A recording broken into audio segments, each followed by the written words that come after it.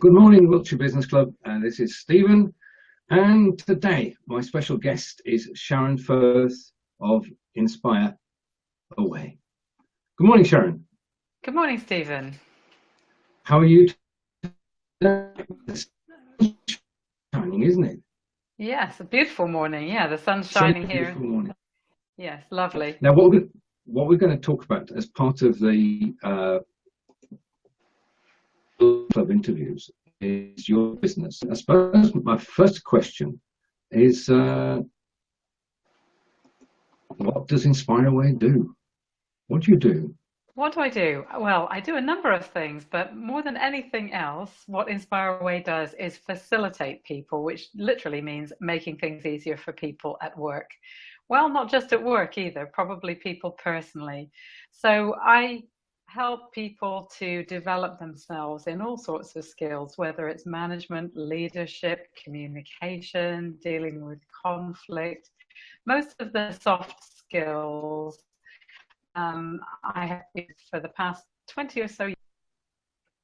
So there's a number of different ways that I facilitate people. Sometimes it's in workshops and groups, teaching specific subjects like management and leadership. Sometimes it's with a client. I go into several companies and I work with their teams in-house to enable staff development. So that could be in something like customer service or working together as a team, or conflict management, or any sort of problem solving, moving forward with processes, anything really where people need to work together. Right.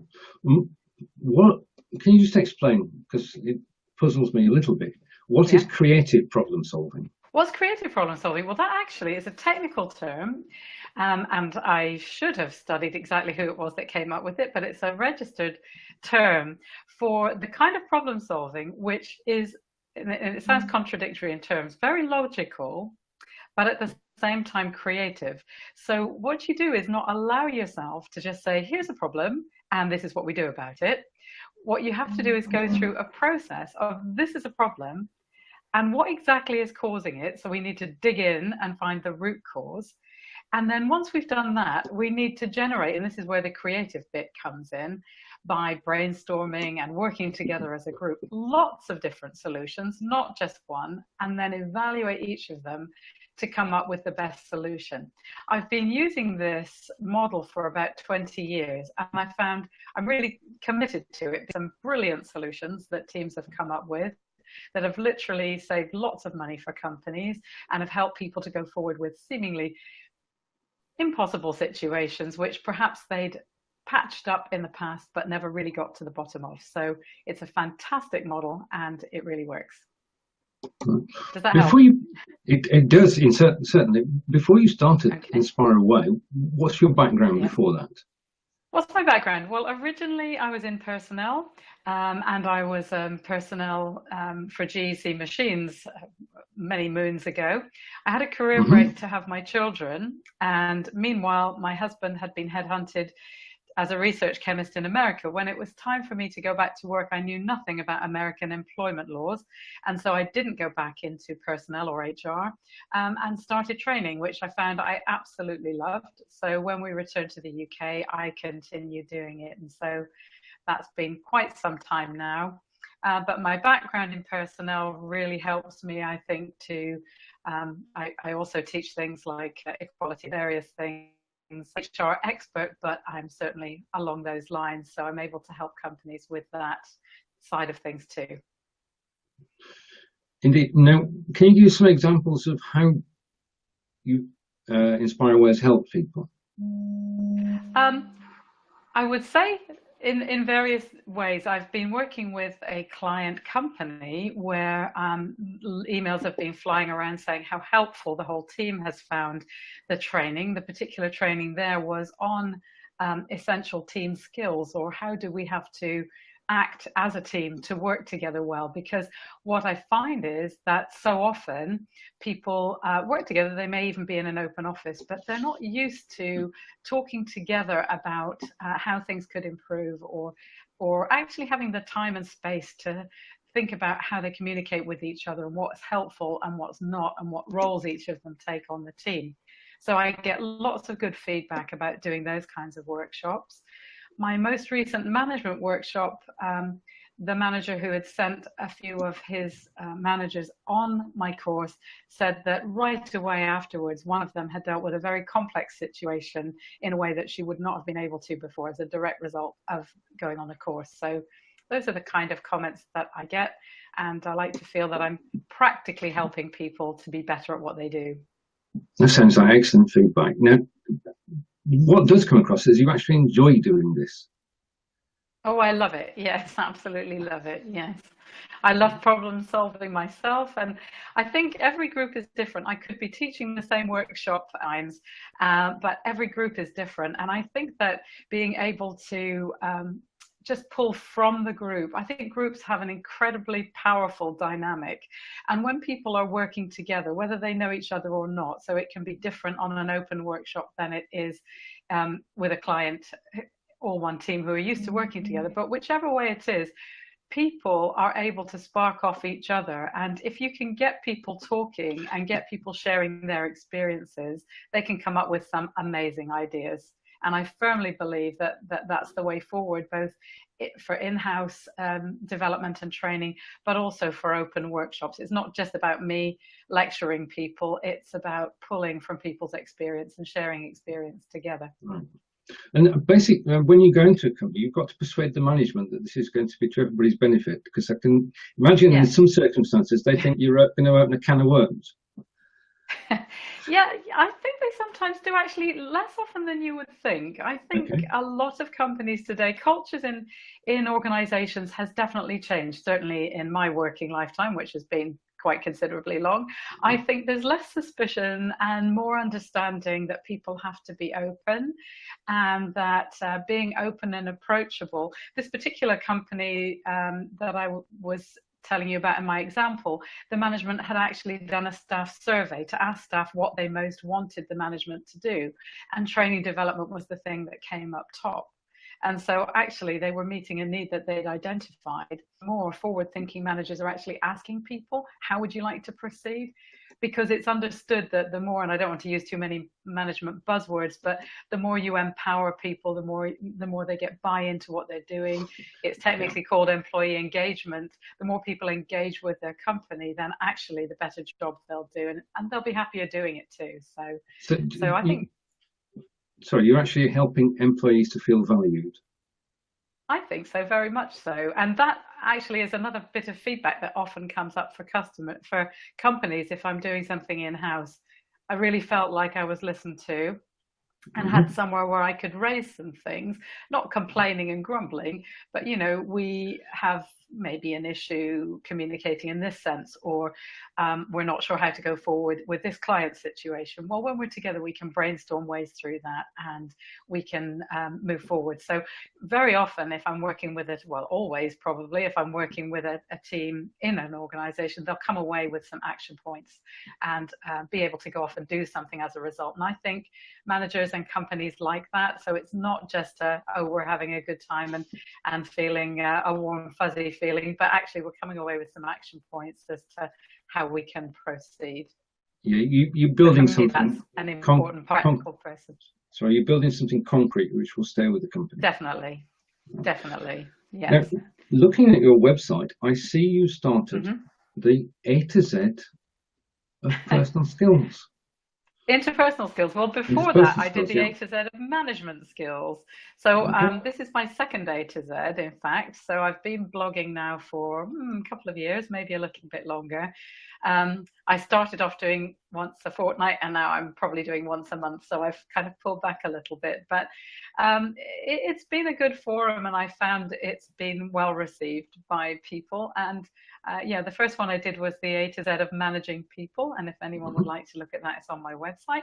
And the one I'm currently halfway through is the A to Z of interpersonal skills.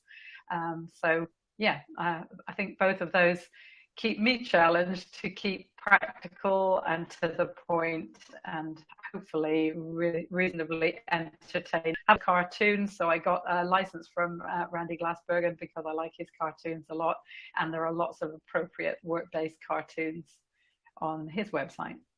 Yeah. That it helps people to focus on a particular topic, doesn't it? And Yeah, doing it it does. alphabetic gives Absolutely. it some structure. Um, Doing it alphabetically requires me to finish, Stephen. That's probably more the point. I right. can't give up halfway through. Okay. Well, but the question that comes to hand, it comes to mind is what do you do for Q?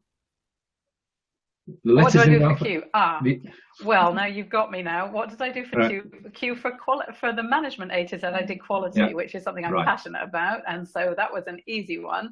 I haven't actually thought of the one for interpersonal skills, but maybe it'll be something like quiet or Right. Yeah. yes, I will definitely, but I'll definitely find something, I can assure you. Yeah. I just know that when you do use the alphabet, there's usually a letter to Q or Y or which Yes, you've got to think about. You've got that's to do some awkward. thinking. It's X, I think, is X is probably a little bit more challenging too. But, Right. Now, just to come to the next one, what do you have in the pipeline at the moment? well, we were talking about creative problem solving earlier. You asked me a question, and I am actually launching my first ever workshop doing just that. And so this is a first for me in that I've been teaching it for years, but specifically I'm wanting people to come together to help do some problem solving. And in order to do that, we're creating a problem, almost like a mystery, for them to solve using the process so that I can teach them the process. And that'll be in the morning. And then we'll have a wonderful lunch together. And then after lunch, people are welcome to brainstorm and come up with some solutions. So that's the Creative Problem Workshop, and it's in Melksham? Yes. In Melksham, yes, on the 22nd of March, which is a week on Wednesday at the King's Arms.